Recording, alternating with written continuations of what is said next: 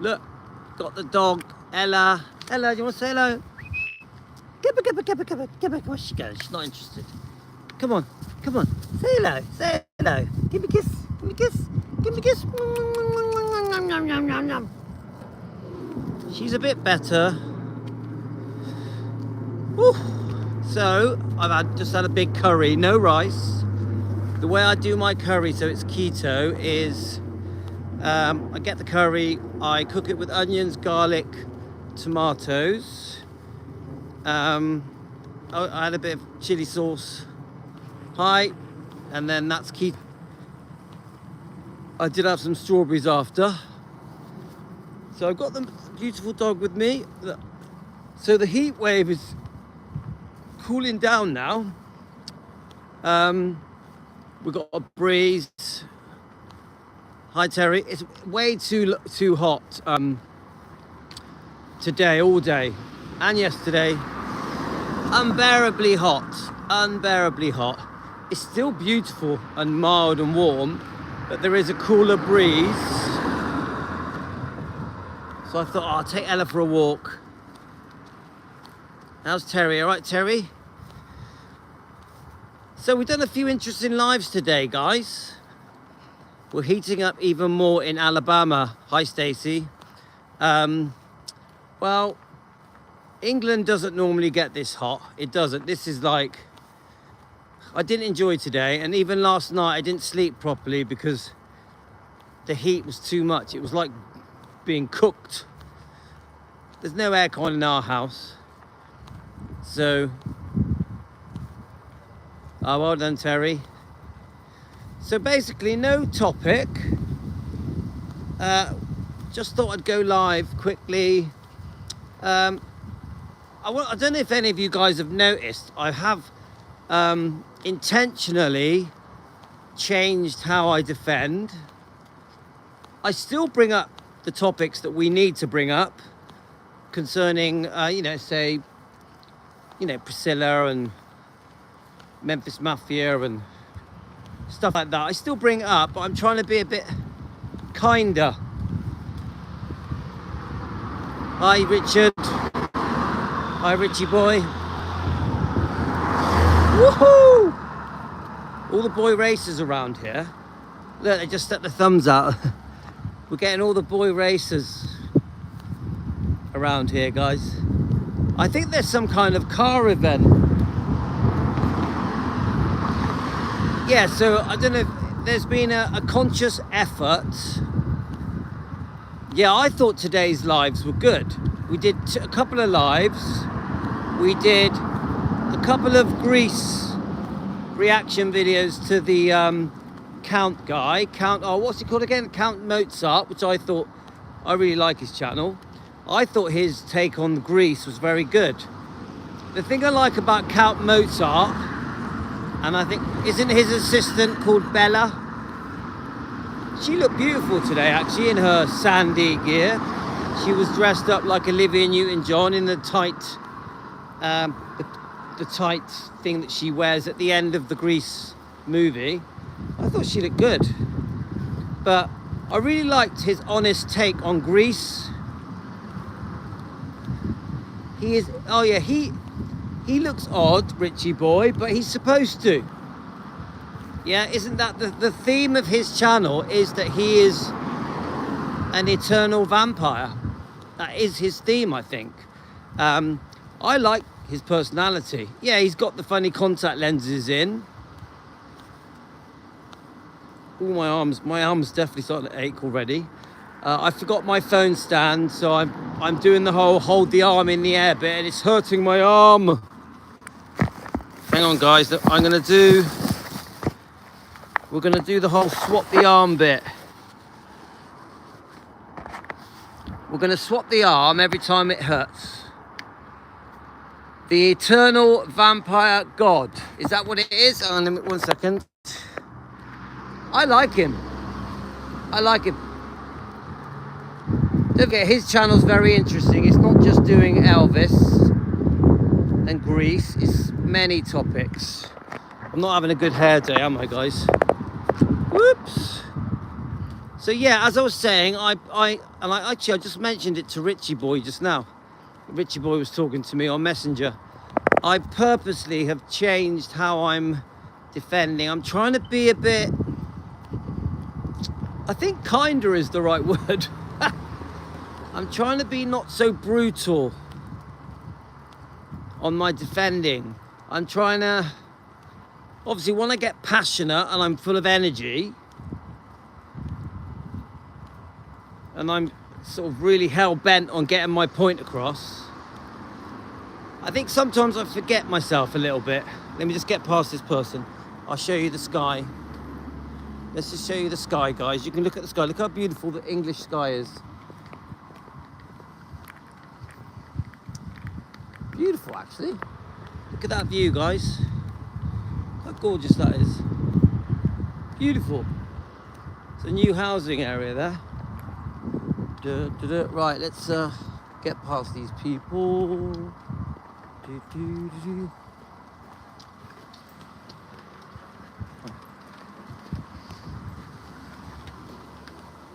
Okay, getting past people. So yeah, I actually have quite liked it. I think because I've eased off a little bit with my defending on just being so intense. I think sometimes it gets a bit intense. I'm easing off on that, and I've enjoyed defending like that. I've enjoyed doing my Greece videos because it brings back memories of my childhood. Oh my God, I'm shutting windows tonight. Well, it's windy, mate. Oh, I see what you mean, yeah. Yeah, Louis' phone is walking past people's houses. I love talking about Greece because it just reminds me of that part of my childhood, which was a very happy period of my life. But it's funny because you look at the Greece videos, they get a lot less views than Elvis. Yeah, you compare Greece to Elvis, Elvis wins all the way. You go and have a look, guys. The Greece videos will only get 100-200 views. The Elvis videos will get anything from 200 to 800. Elvis wins all the way, guys. So what was the other thing we did? Oh yeah, the June Junico thing. I was cut off a bit. I was actually going to do that video a bit longer, but I cut it off because my wife came home as usual. Yeah. Now June Junico is definitely one of my favorite topics. I have ordered the book. Karen sent me a link to World of Books, and I got it for £6.99 delivered. World of Books. If you want to get a cheap book, go to World of Books, because I nearly paid £27 for it. The June Junico book, her time in Biloxi with Elvis, and she obviously went to Elvis's home and met Gladys. I think he went to June Junico's home. I'm pretty sure June Junico met Gladys. I'm pretty sure. Yeah, of course they did. They were on the fishing boat. Of course they did. Because the second fishing boat trip. Because from what I've read, they did the one fishing boat trip in Biloxi, I think. And then Elvis enjoyed it so much and arranged that he could do it again, but this time invited his parents, and that's why you see them making him a peanut butter and banana sandwich. And jelly, is it? Peanut butter, banana and jelly? Don't know. You guys in America call it jelly. We call it jam in England. So obviously I love that colour footage. It's on YouTube, love it. It's probably almost the best footage you will ever see of Elvis. Looking young, blue skies, the beautiful, just the whole setting of that video. I'm trying to remember the name of the boat he was in. It did show the name, didn't it? Right, let me just, that is definitely aching the arm. So, the reason I played it is because a few people sent it me. Globetrotting Trey had done this whole, this day I think it was something like 69 years ago, on 1956, I think it was July the 12th, was the exact day commemorating that trip, or that day trip that Elvis had with June Junico. And he has gone there, Trey has gone there, probably with Spa Guy. Hang on guys, let's get the blood. He's probably gone there with Spa Guy, and they're going to film an episode. I think they're going to try and speak to June Junico. I hope they do. Obviously, she's obviously very old. I hope she's well. She speaks very highly of Elvis, has never betrayed Elvis, has always spoke beautifully about him, cried her eyes out when he passed. There's some very good footage of June Junico discussing everything Elvis, everything that she went through, but in such a beautiful way. She absolutely adored Elvis. It just wasn't meant to be. She describes how they met. She describes how they would go dating, you know, the first time she saw him.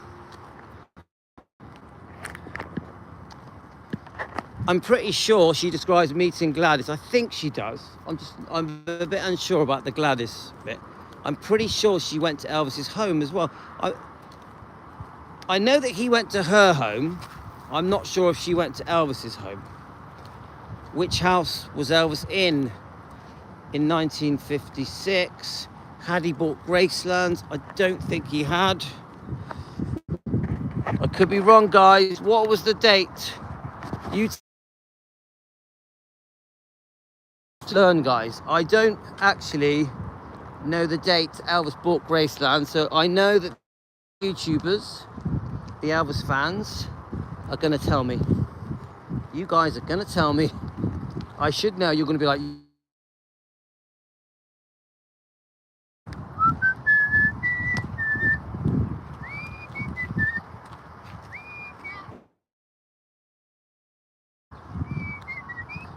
it's alright guys, there's people around. There's people around. So I'm pretty sure, I don't think Elvis had bought Gracelands when he went out with June Junico. Come on guys, do any of you know? Where was he living when he met June Junico? It mentions the release of Hound Dog.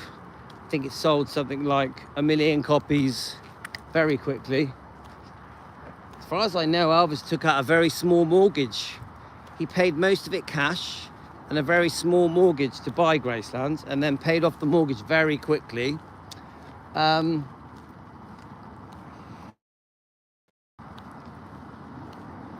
do you know what? I wonder how people feel. Do you think that June Junico ever had a chance of marrying someone like Elvis, meeting him in 1956? They suited each other. I mean, she was beautiful. I think he noticed her when he was performing, her beautiful eyes, and I think when she walked past him, he reached out to her and held her hand and said, "Where are you going?" So she had something, didn't she? She had something that got his attention. From this, I'm saying this from memory, the story of June Junico and Elvis. So I'm very looking forward to Globetrotting Trey's program that he did say he was going to be releasing on his channel Globetrotting Trey within a week.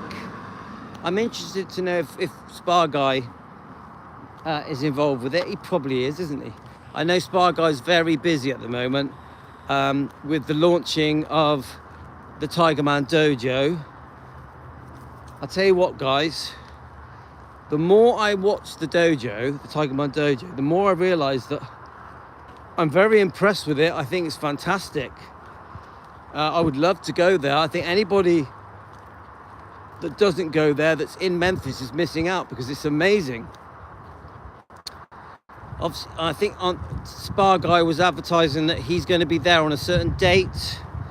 I'm sure there's a lot of people that want to meet Spa Guy, and that want to see Spa Guy in the dojo, in the Tiger Man Museum. I mean, he's worked so hard with his team to get that place open and running and working as a business, a museum. Obviously, you can purchase items there as well. I think a lot of the items that are on show are for sale. So it isn't just a dojo, is it? It's a museum. It's a living museum. A miniature Graceland, should we call it that? But I will say this, guys, as a businessman, I think I'm gonna let Ella have a little run. Let's go over here. 1 second, guys. I think I might let her. Yeah, come on, let's have a little run. Right, go on then. Let's let her off the lead.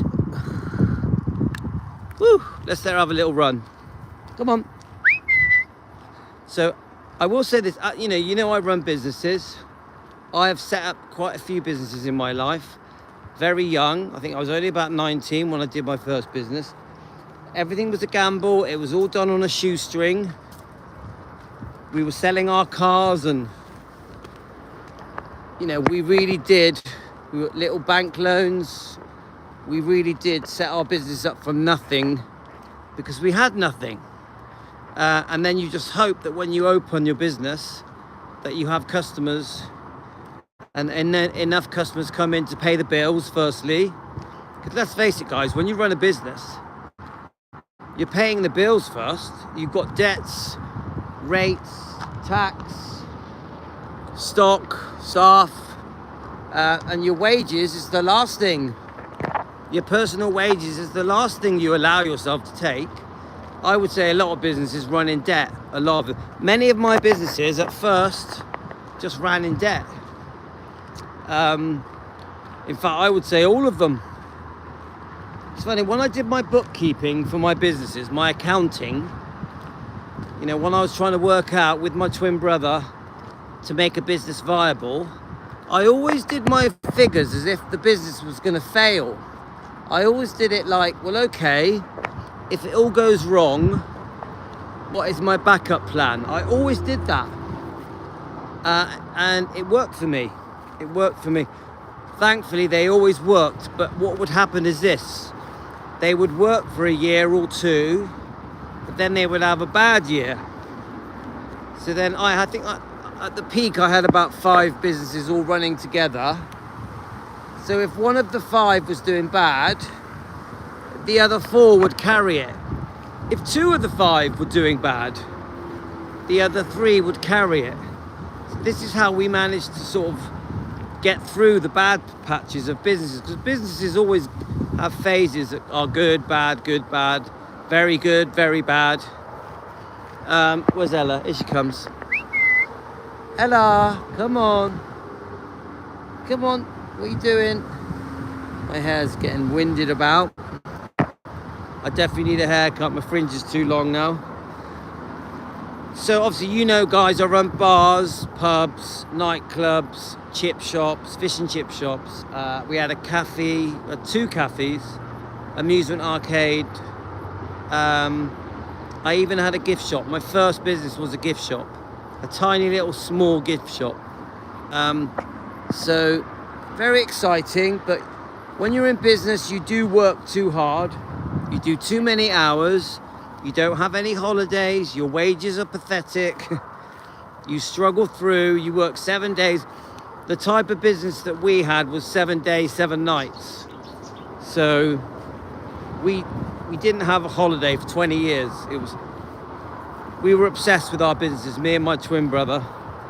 Obviously, once we got bars, nightclubs, it changed because we could have a bit of fun. We could work with our friends. I was DJing. Obviously, I was playing 60s, 70s and 80s and 90s music. I was a party DJ, so I did play Elvis, the Beatles, rock and roll, ABBA, Grease. I played all the party music. I was a talking DJ, so I did have fun with the crowds. I wasn't a DJ that just buried my head in the record player, the decks. So I would engage with the crowds, and my biggest nightclub had 1,250 people every weekend, and it was packed to capacity for a long time, for 15, 20 years. So me and my twin brother really did have the time of our lives. That was at night. During the day, we would go to the cafes and the chip shops, and we would serve fish and chips. We would serve the customers, we were waiters. A lot of the time, the people didn't realize we were the owners. Like when I was DJing in my nightclub, no one knew I was the owner. So I'd be DJing.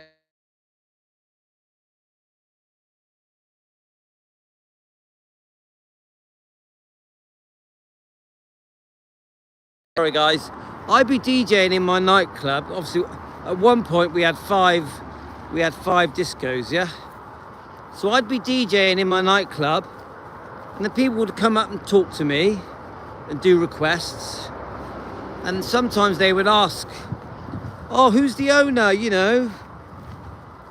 They would have different concerns, and I'd be like, oh, I don't know. Go and speak to that guy over there. Pointing at a doorman or a barman or a manager, and I'd carry on DJing, and they never knew that I was the owner. And I used to really find that funny, that no one ever knew me and my twin brother were the owner. You'd have this packed nightclub with 1,200 people in it. They just thought I was the DJ.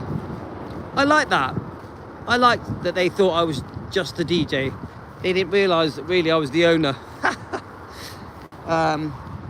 So we had some exciting times, me and my twin brother Andreas, in the 90s, in the late 80s, in the noughties. But we also had some very quiet times, because what would happen is bars go in and out of favour. So you would have, everybody would go to one bar and they would love it. Then suddenly that bar would be less popular, so they'd all go to a different bar. So then we'd have to do a revamp, change the name, change the image, and it was always the party music that brought them back in. I always said to my brother, the party music is what keeps them coming. You know, we would pay 50s, 60s. Sorry, we're losing a bit of signal now. So there's 27 of you watching. Hi guys. Anyway, enough of the business. But I had some very happy times in business, but we also had some very difficult times. It wasn't all good. I did find that being in business gets a lot of jealousy. So we would have problems with jealousy. Employing your friends can be a problem. Yeah, we fell out with a few friends because it doesn't work out to employ friends, because they take things personally. When things go wrong, no one likes to be told what to do, especially by your friend. So we lost a few friends because of business, which I regret. But obviously me and my brother were twins. We always got on very well. We never fell out over money or anything like that. We had a very, very good partnership, me and my twin brother. Still do, because we're still partners now. The difference is that we've become landlords. So we tend to do building repairs, that kind of stuff, yeah. Whereas before we were serving, I was DJing. We were very much hands-on with the customers. All, you know, for nearly 30 years, guys. So even though I stopped doing it 11 years ago, I became a landlord 11 years ago. That was after a very long period. I think it was something like 27 years of running the businesses before I said, right, it's time to calm down. A big part of the reason I calmed down is because I met my wife. So I met my wife, I think I met my wife 2005. I still carried on running the businesses, I think for about, I'm trying to work out now, for quite a long time. Let me just think. A good 10 years, I carried on going to work. My wife would bring up the two kids. We had we had Rio and Talia. They were the first 2 kids we had. So I carried on working. But then we had Gio, and that was when I started saying to my wife, I want to be home more, I want to be home more. I started saying to my partner, my twin brother, I want to be home. So this is when we came up with a plan of renting all the businesses out, renting the flats out, and we worked out actually we could, if we rented everything, we could go home, be with our kids, help our wives, bring up the kids, and that's basically what happened. And we're still there now. 11 years later, we're still doing the same thing. But it was the best decision I've ever made. People say to me, oh, don't you get bored? You know, you completely stopped working. You went from working 100 hours a week to almost no hours. I mean, we do still work, but nothing like we used to. And I'm like, no, it actually freed me up. I wouldn't have this Elvis hobby if it wasn't for making that decision 11 years ago to stop working. I also got into classic car restoration. I wouldn't have done that if it wasn't for giving up in the businesses. If I find that I don't have enough time on my hands, I find that since I became a non-working person, that I don't have enough time to do all the things that I want to do. I really am a man full of hobbies, as well as helping my wife with the kids. We have 5 kids, me and my wife. So I've never felt that I was bored or had nothing to do. I always feel very busy. When I wake up, there's never enough hours in the day for me to do what I want to do. I definitely don't have enough time to do as many lives or videos on my Elvis channel, spending Elvis Presley long lost footage, and Elvis Presley fan on keto. Don't forget, I do a keto channel as well. I do care about people's health, what they eat. I just don't feel I've got enough time to do what I do, but I just do what I can within the day I've got. It's funny because some people say to me, oh, we're always playing catch up because you make so many videos and live streams, yeah? But I'm like, my God, I don't feel like I've got enough time to do the ones I want to do. I know I do 2, 3, 4 a day, but I want to do more. I squeeze those videos in. I'm like, I find different times where I can squeeze in a live stream or a quick video. I've got too many topics. I never run out of topics. And with my topics, I tend to go by a gut feeling, like with the June Junico. I watched a Globetrotting tray video that had been sent to me, and I thought, oh, I want to do another June Junico video. I've done loads of videos on June Junico, but it's one of my favourite topics. Let me just get through here a minute, guys. So, it's a gut feeling. It's like I wanted to do Ginger Alden this morning because I still don't feel like I'm done with that topic. I wanted to do Greece. I love doing anything concerning Greece because it meant so much to me in my life growing up in the 70s. You know, with Priscilla, it just keeps coming up because I'll get loads of comments, messages, I'll read a lot of things, and I'll be like, oh, we have to keep reminding people that Elvis needs defending from just how badly he was treated by Priscilla. So then I'll get that, I'll go through a phase of Priscilla. There's certain topics I don't really like. I don't like talking about Elvis's family. I just don't enjoy it.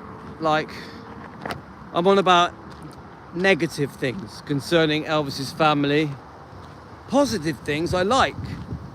I like talking about positive things concerning the people that grew up with Elvis. The negative stuff, I don't like it. Makes me feel uncomfortable, so I try and avoid it now. Sometimes it just sort of accidentally comes up. Just trying to think, do I have favorites? I obviously love all the positive, upbeat stuff. Like today we were playing long lost footage of Elvis on tour in the 70s. I really enjoyed that, and I stumbled on that by accident on an artificial intelligent YouTube channel. I'm trying to remember what it was called. It was called Celebify, I think. Celebify on YouTube. And they had, you know, most of the things on that channel I didn't like, but the long lost footage, Elvis on tour, live, you know, not live, but on 8mm film, I loved it. I thought it was really good. In fact, I think we all did. We had quite a few watching on that video or live stream. I'm going to keep looking. The thing about these AI channels, let me just put the dog on the lead. The thing I've noticed about the AI channels, guys, let's get the dog hooked up so he don't run off. He's getting a bit old now, he don't want to run off. Come on, mate. Let's find your little collar. Okay. Right, sorry guys. The thing I've noticed about the AI channels, you know, they're a pain in the arse. There's a lot of rubbish on the AI channels. But there's also some quite good stuff, because if you ignore the narrative, the storyline, the talking, and you just look at the footage in the background, you know, the vintage footage going right back to the 50s, of course 60s and 70s of Elvis, it's bloody good. The 70s concert footage that was on that AI channel that we all watched together was really good. Like really, really good, yeah? In fact, I don't think I've seen a lot of it ever before. I don't know where these AI channels, artificial intelligence channels, are getting all this information. I'd like to know what their source is. I still haven't worked out how AR channels are being made. But what I have noticed is they're being made very fast. Like, we're talking dozens every day. They're really reeling them out. They are geared up for making money, for getting clicks. It's clickbait, it's subscribers, it's super thank yous, it's buying people coffees, becoming members. They're all geared up to making money on YouTube, creating revenue. I don't think any of them are fans of Elvis. You've got ones attacking Elvis, you've got ones attacking Priscilla, you've got ones attacking Lisa Marie. They don't really care. I think even on the same channel, they contradict each other. So you'll have on the same channel a defending Elvis AI video, but then you'll have on the same channel an attacking Elvis AI video. So it's got nothing to do with them being fans. These are not fan channels. These are just, how can we make money on YouTube, Instagram, TikTok? Yeah, so it's very much a business. So I just wonder where they're being made, these videos, because they're being made in their thousands. Anyway, guys, I'm gonna call it a day because my arm's killing me. But thanks for this little chat with me and Ella. Have a great evening. See you all tomorrow morning, guys. Defending Elvis, taking care of business.